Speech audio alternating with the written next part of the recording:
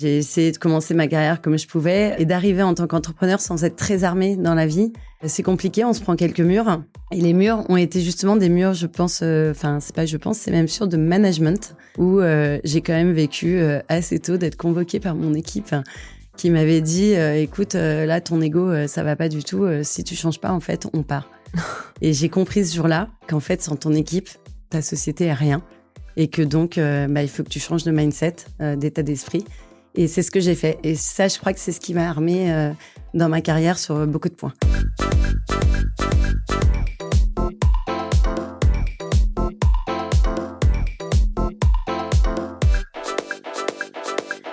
Bonjour à toutes et tous, bienvenue dans Femmes de Défi. Je m'appelle Léa Lucas, je suis journaliste pour le magazine Courrier Cadre et je suis ravie de vous retrouver dans cette 4e saison de Femmes de Défi, le podcast pour cultiver l'audace.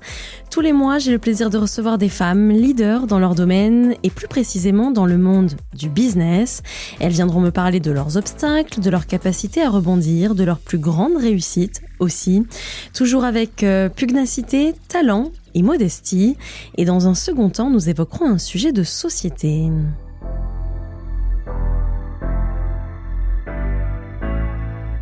Dans ce nouvel épisode, j'ai le plaisir d'échanger avec Alexandra André, directrice générale de la French Tech Grand Paris. Autodidacte, elle a lancé très jeune son entreprise, un projet mené avec succès pendant une 12aine d'années, avant de rejoindre un fonds d'investissement, puis d'accompagner à son tour des entrepreneurs prometteurs. Désormais en première ligne de l'innovation à la française, portée par les leaders de demain, elle nous dévoile les coulisses du plus grand écosystème de start-up. Alors, comment les accompagne-t-elle au quotidien? Quels défis se dessinent pour l'avenir de l'économie tricolore? Et encore, quelles seront les qualités professionnelles attendues dans le monde du travail de demain? C'est parti, saison 4, épisode 9. Bonjour Alexandra André. Bonjour Léa.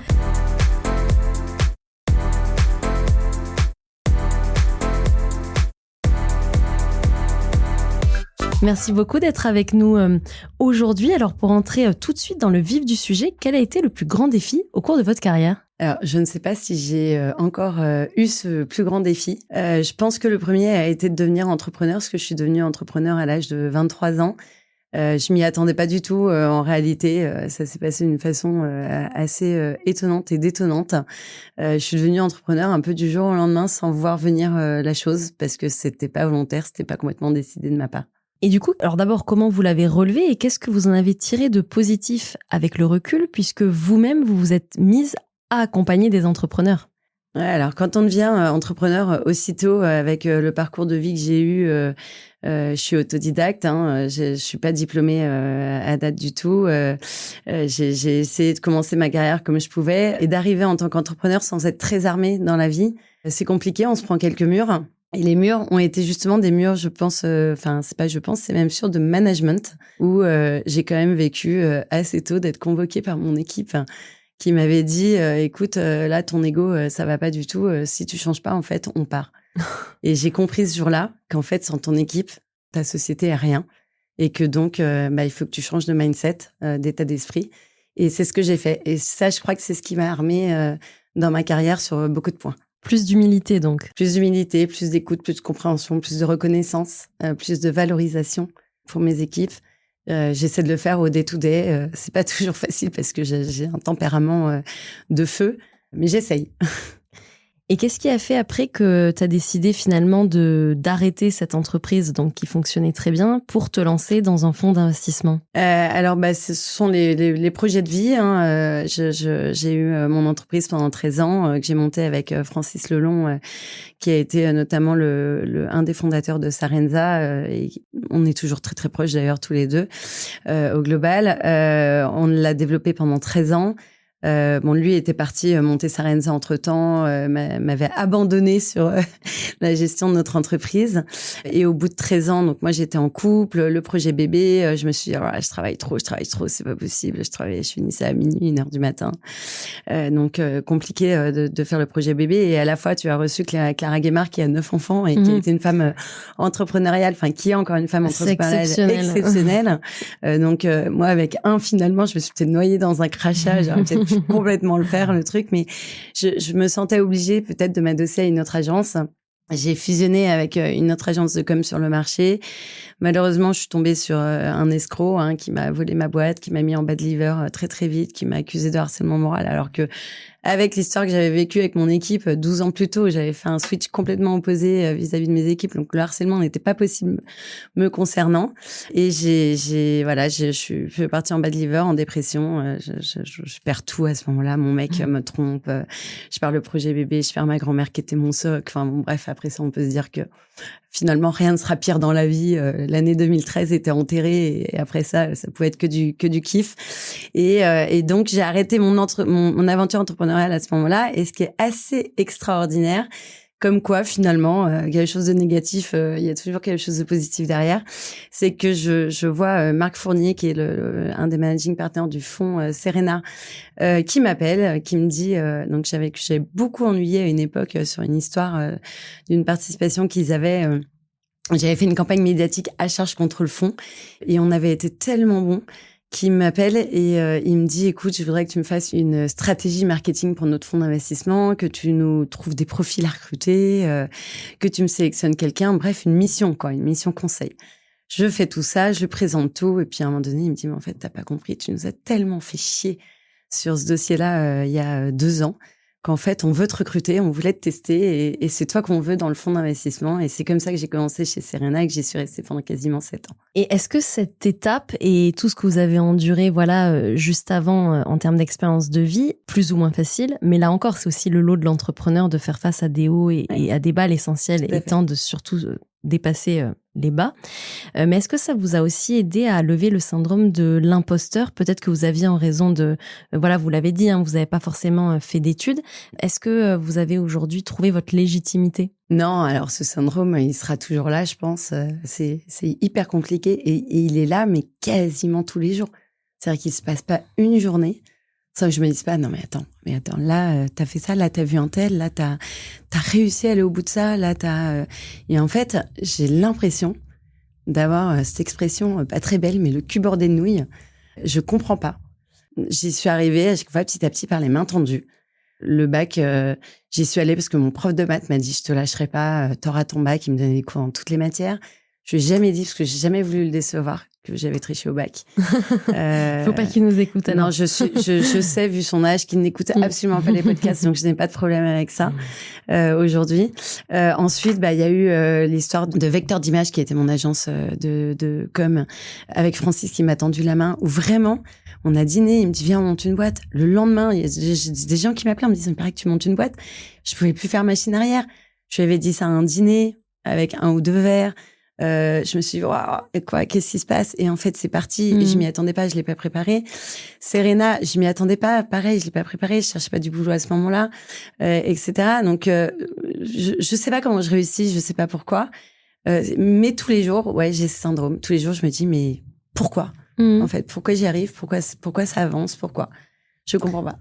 Et je me permets aussi donc de parler du TDAH parce que la neurodiversité, c'est un sujet dont on parle de plus en plus dans le monde de l'entreprise. Est-ce que pour vous, ça a été plus une force ou une faiblesse, justement? Alors, le syndrome de l'imposteur fait partie hyper intégrale du TDAH, effectivement. Donc, le trouble de l'attention avec ou sans hyperactivité. Moi, il se trouve que donc j'ai été diagnostiquée, suivie par un psychiatre, que j'ai les deux. Et en plus, par-dessus ça, je sais pas si tu le vois, Léa, depuis tout à l'heure, mais je retiens...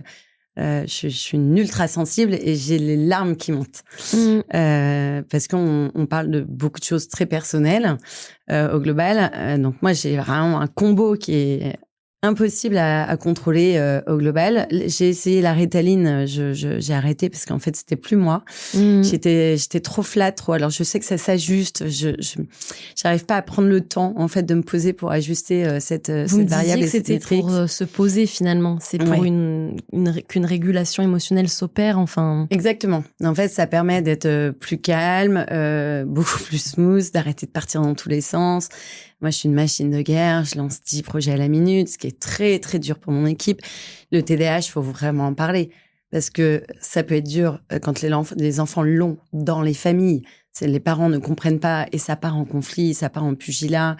Les gamins sont pas insérés à l'école et ça peut détruire des familles, clairement. Ça peut l'être dans la vie personnelle de couple, enfin de couple, oui. Et ensuite, ça peut l'être dans le boulot. Et moi, donc, quand je recrute quelqu'un, la première chose que je fais, c'est de l'avoir en réunion et c'est de lui dire, voilà, j'ai un TDAH, je fonctionne comme ça, mes traits sont ceux-là. Donc, c'est l'impulsivité, mais une impulsivité... il y a un truc qui est cool, c'est que j'ai pas d'ego. Et donc, très rapidement, je viens dire que j'ai fait une erreur, que je me suis plantée, que j'ai mal agi. J'essaie d'arrondir les angles. J'ai pas de mémoire. Mon équipe passe son temps à me redire les choses, à me dire, mais si, tu nous l'avais l'idée.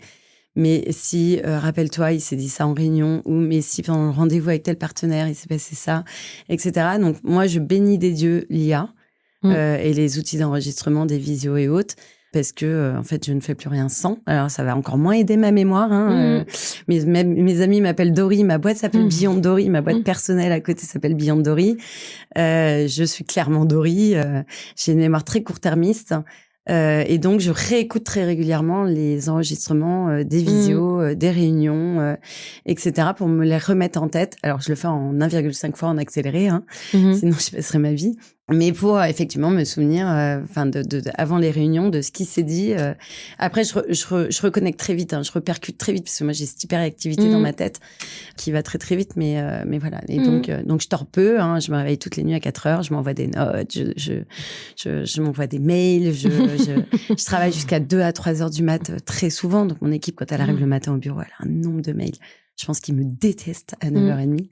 Voilà, donc le TDAH est compliqué à vivre au global pour tout le monde. Après, vous avez aussi conscience que du coup, vos besoins, en l'occurrence professionnels, sont pas les mêmes que les leurs. Donc voilà, il faut aussi que chacun s'y retrouve et vous arrivez à ajuster, j'ai l'impression, à ce niveau-là.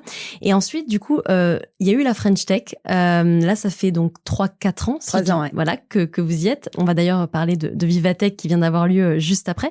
Là encore, comment ça s'est fait, cette expérience? En fait, j'ai quitté le fonds Serena au moment du Covid et je suis partie pendant quasiment 1 an. Je fais du kitesurf.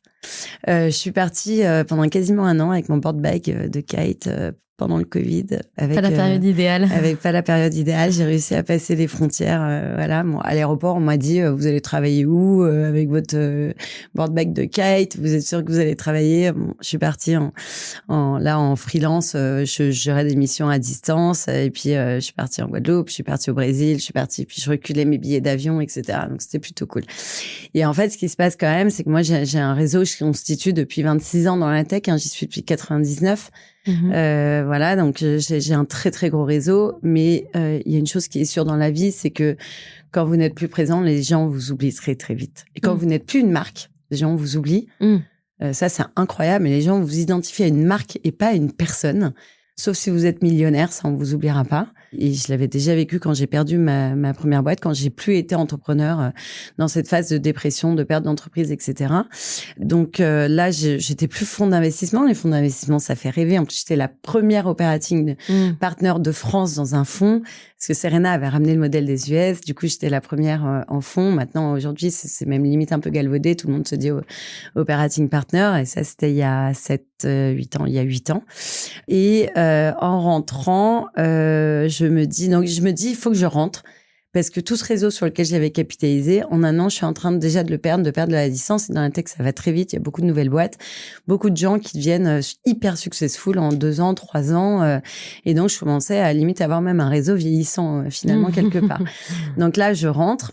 Premier événement que je fais, événement France Digital, Station F. Je rencontre Benjamin Videvon, qui était le trésorier de la French Tech Grand Paris, qui me dit « Ah, mais Alexandra, ça tombe bien, tu cherches du boulot.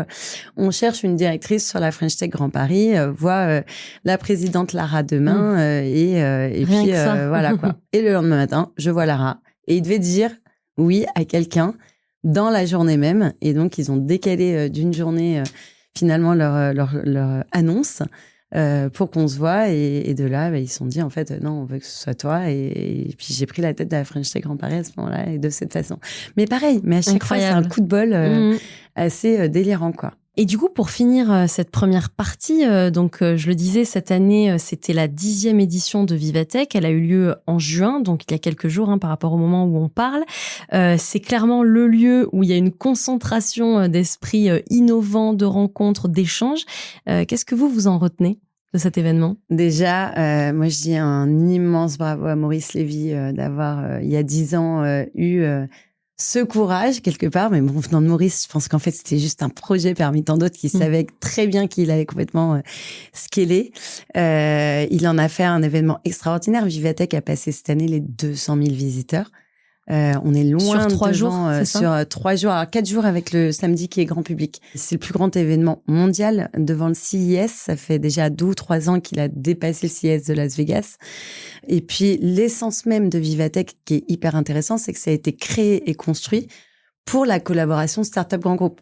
Ce sont les grands groupes qui exposent à la base, qui hostent les start-up avec lesquels ils collaborent sur leur stand, pour leur donner de la visibilité et pour leur permettre finalement de trouver d'autres clients. Donc déjà, juste cette intelligence de se dire comment est-ce qu'on aide les startups, déjà les grands groupes à innover, à trouver les bonnes boîtes et les startups à aller chercher du business, c'était dingue quoi.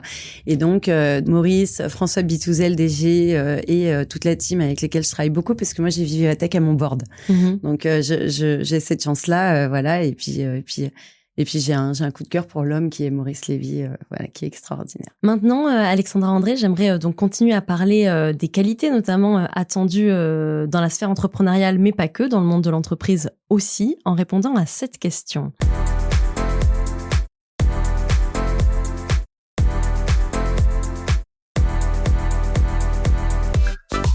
Sortir régulièrement de sa zone de confort, est-ce la nouvelle normalité pour réussir sa carrière? Alors, je vous pose la question car c'est le constat qu'a dressé Christelle Heidman, directrice générale d'Orange, l'une des seules femmes d'ailleurs à être aux commandes d'une entreprise du CAC 40. Elle en parlait il y a quelques mois sur Public Sénat. On l'écoute. Dans une carrière, vous faites des choix. Moi, j'ai toujours plus choisi ce que je voulais pas faire et avec qui j'avais pas envie de travailler. Et au fond, c'est des choix humains que vous faites. C'est de la curiosité. Vous vous dites, tiens, on propose tel projet, je suis pas sûr de ce que ça va être, mais tiens, ça m'intéresse d'apprendre. Et pour moi, ce qui est le plus important au début d'une carrière, c'est d'avoir cette curiosité, de se dire qu'au fond, même si ça vous semble, vous vous dites, le premier job, c'est ce qui va définir le reste de ma carrière. En fait, le plus important, c'est de prendre un job et de vous dire que vous apprenez. Et quand vous apprenez plus, si vous avez le sentiment que vous apprenez plus, d'avoir le courage de changer. Ce qui est le plus difficile dans une carrière, c'est d'avoir le courage de renoncer, de changer pour continuer à progresser, ou soit parce que vous êtes dans un job ou un environnement où vous progressez plus, soit parce que vous travaillez avec des personnes dont vous vous dites, tiens, c'est pas les bonnes valeurs, ou ça rejoint le sujet de la mission de l'entreprise qui est pas celle que je veux. Et avoir le courage de changer. Alors ça veut dire avoir la possibilité de changer, parce que parfois, c'est pas simple, mais vraiment c'est pour moi, en tout cas, si j'avais pas plusieurs fois accepté des missions dont certains me disaient oh là là c'est un peu risqué quand même, ou des choses où peut-être que a posteriori je me disais c'était quand même un peu risqué de faire ça, ou je serais peut-être pas arrivé là. Donc c'est quand même de multiplier les expériences, d'apprendre, et puis d'être curieux et de poser des questions. Alors là encore, j'ai envie de vous demander, Alexandra, est-ce que vous êtes d'accord avec ces propos? Je suis complètement d'accord avec Christelle Heidman, qui effectivement est une super chef d'entreprise et elle a raison sur ce point-là. Après, sortir de sa zone de confort, c'est hyper difficile. Faut pas avoir de manque de confiance en soi. En tous les cas, ça, c'est une certitude. Et se jeter dans le grand bain. Moi, je dis souvent, on n'a rien à perdre, on a tout à gagner, mais ça dépend pour qui. Ça dépend pour qui. Il faut pas mettre en péril l'entreprise qui nous fait confiance. Pas décevoir les gens qui nous font confiance, qui nous mettent à la tête peut-être de certaines boîtes, mais hyper dur de sortir de sa zone de confort. Ou alors, faut avoir l'air insolide. Alors justement, concrètement, si vous deviez donner un conseil ou en tout cas un premier pas à faire quand on est manager ou dirigeant pour aller vers cette prise de risque, mais finalement une prise de risque mesurée, qu'est-ce que vous leur recommanderiez ? Je pense qu'il faut essayer de se faire confiance. Je pense que si quelqu'un propose un job particulier, c'est que la personne sait que vous en avez l'étoffe. Donc se faire confiance et faire confiance à la personne qui vous le propose. Et je dis toujours, si on ne demande pas, si on ne tente pas, si on n'essaye pas, on ne sait pas, on n'a pas, ce qui est assez une réalité. Donc essayer d'avoir ça en tête. Moi, j'ai beaucoup de mantras comme ça que je me répète en permanence. Donc je pense qu'il faut tout au long de sa vie, se dire je suis capable, je peux le faire, je suis pas plus nul que un tel, y a pas de raison, fais-toi confiance, vas-y, etc. En tous les cas, moi je me l'applique à moi-même, c'est-à-dire je me mets des coups de pied au cul en permanence, quoi. Et tous les matins, je me dis allez, vas-y, allez, tu vas y arriver, tu lances ton projet, tu vas aller au bout, etc. Donc peut-être ça, peut-être se booster en permanence pour y arriver. Oui, c'est déjà une manière de pas rester dans sa zone de confort et de pas s'endormir sur ses lauriers. Et pour revenir à cet apprentissage justement permanent qu'elle évoquait aussi, est-ce que selon vous, on a besoin de développer aussi le courage du renoncement au bon moment, que ce soit parfois un projet, une idée ou une compétence qu'on pensait définitivement acquise, mais finalement qui n'a peut-être plus lieu d'être à un moment donné. C'est difficile aussi de renoncer. C'est difficile de renoncer, mais on apprend toute notre vie. Enfin, si on a l'envie, la volonté, etc. Il y a des gens qui sont très confort là où ils en sont aujourd'hui, qui n'ont pas besoin de plus, pour qui l'épanouissement c'est leur vie de famille, et qui sont pas peut-être des bourreaux de travail, et ou qui ont besoin d'un intellect perpétuel, etc. Donc c'est très différent quand même d'une personne à une autre, d'une personnalité à une autre au global.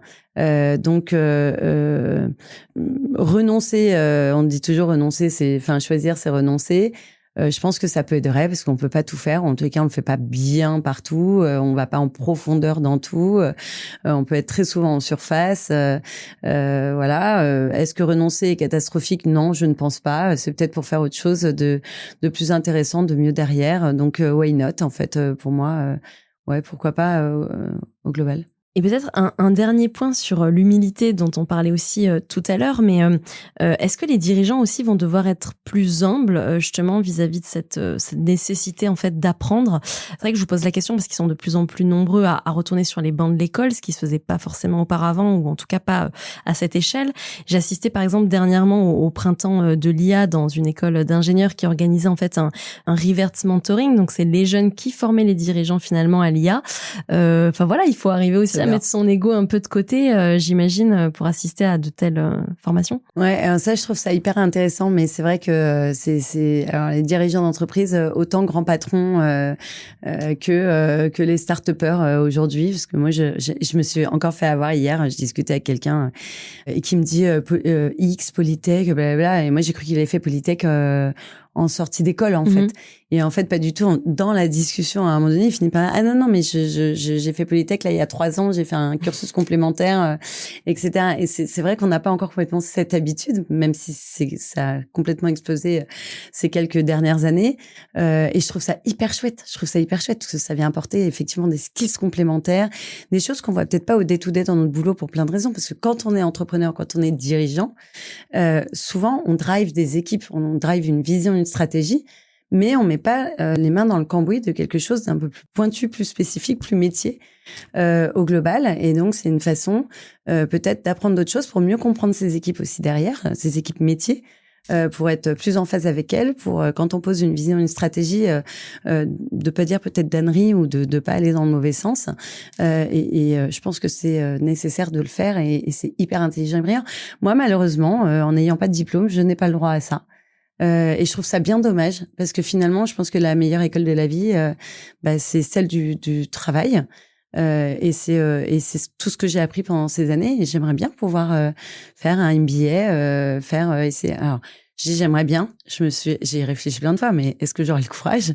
Est-ce que j'aurais pas peur de me vautrer à l'arrivée, justement, parce que je ne connais pas les sérails de l'apprentissage à ce niveau-là. Mais bien sûr, faut continuer à se former, et tout le monde.